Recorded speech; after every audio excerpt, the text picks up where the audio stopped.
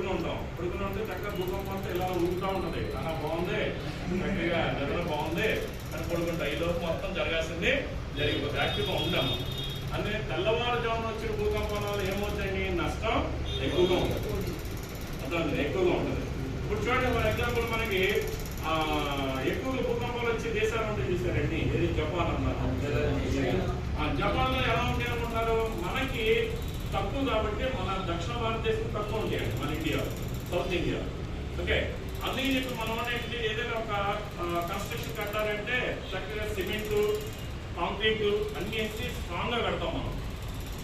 అంటే భూకంపం రాదనే నమ్మకంతో. ఒకవేళ వచ్చిందంటే అది మొత్తం కొలాప్స్ అయిపోతాం.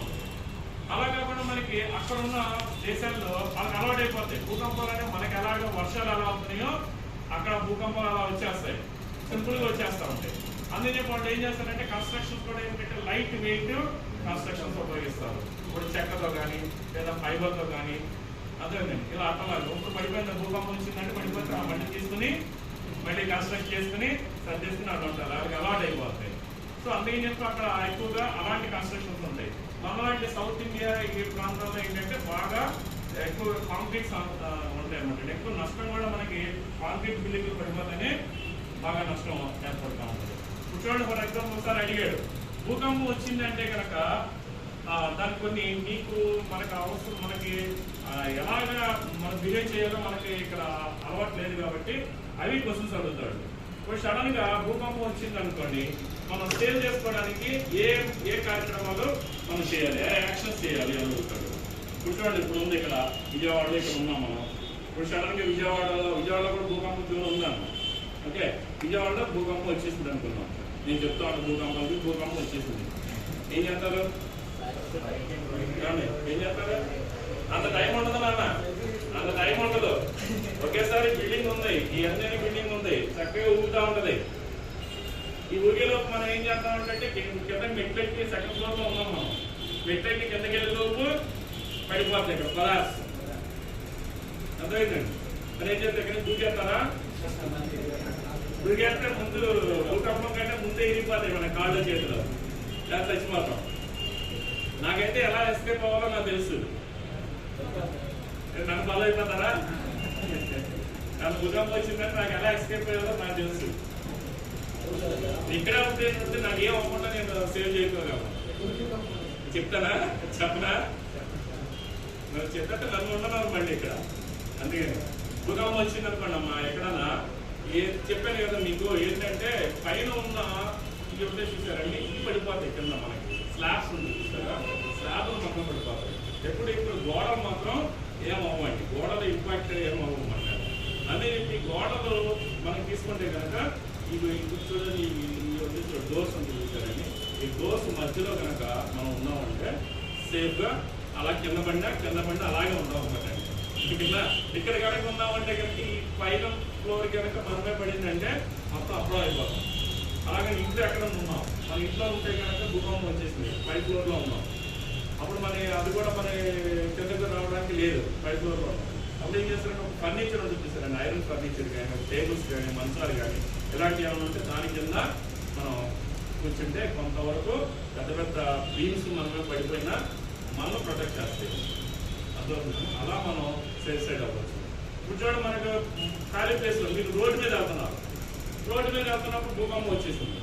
మరి అప్పుడు ఎక్కడ మీరు చదువుకోవచ్చు సేఫ్గా ఉండాలి అంటే? సేఫ్గా ఉండాలంటే ముందుగా మీరు కిందే ఉన్నారనుకోండి.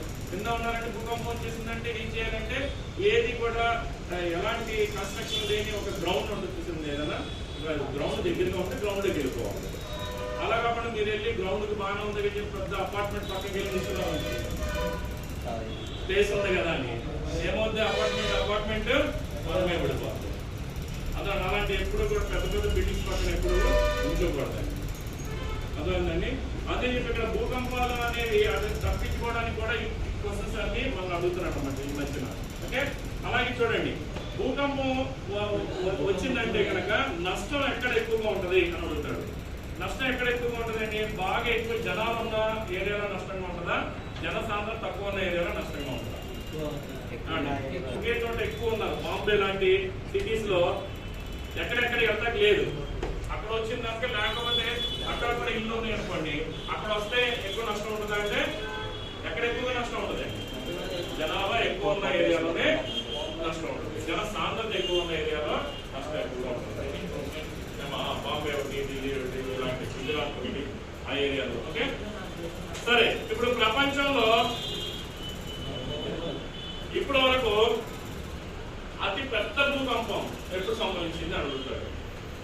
అతి పెద్ద భూకంపం అండి, చూడండి అమ్మా, 1556 సంవత్సరంలో చైనాలో వచ్చిన ఒక భూకంపం, హెన్సీ ప్రావిన్స్ అని చెప్పి ఏరియాలో అక్కడ వచ్చిన భూకంపం యాక్చువల్గా 8.5 రెక్టర్ స్కేల్ మీద 8.5 ఇది సిస్మోగ్రాఫ్ చూపించిందండి. ఓకే, దీనివల్ల మొత్తం కూడా సుమారు 9 లక్షల మంది జనాభా చనిపోయారండి. 9 లక్షల మంది జనాభా చనిపోయారు. 8,75,000 మంది దాకా మరణించారు. తర్వాత వచ్చిన వెంటనే ఇంపాక్ట్ అనమాట. ఓకే, తర్వాత భారతదేశంలో అతి ఎక్కువ ప్రభావం చూపించిన భూకంపం ఏంటంటే ఇది 1994 సంవత్సరంలో మహారాష్ట్రలో ఉన్న లాతూర్ అనే భూకంపం చాలా తీవ్రమైన ప్రభావం చూపించిందండి. లాతూర్ అనేది. ఓకే, అలాగే 2001 సంవత్సరంలో జనవరి 26వ తేదీన ఒక భూకంపం వచ్చిందండి. ఎక్కడ అంటే గుజరాత్ లోని భుజ్ అనే ప్రాంతంలో వచ్చింది. భుజ్ కాదమ్మా, భుజ్. ఓకే, ఈ భుజ్ అనే ప్రాంతంలో వచ్చిన మరి చాలా సాడ్ డే అండి.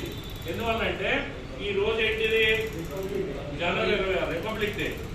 అది కూడా రిపబ్లిక్ డే ఏంటంటే ఒక స్కూల్లో, గుజరాత్ లో భుజ్లో ఒక స్కూల్లో పిల్లలందరూ కూడా మధ్యలో బిల్డింగ్ మధ్యలోకి వచ్చి ఇలా ఎల్ షేప్ లో ఉందంట, మొత్తం ఇలాగా 3 వైపులా మధ్యలోకి వచ్చి ఇక్కడ ఫ్లాగ్ హాస్టింగ్ చేస్తున్నారంట. ఆ టైంలో ఉదయం ఎర్లీ మార్నింగ్ 8:30 ఆ టైంలో వచ్చిందండి.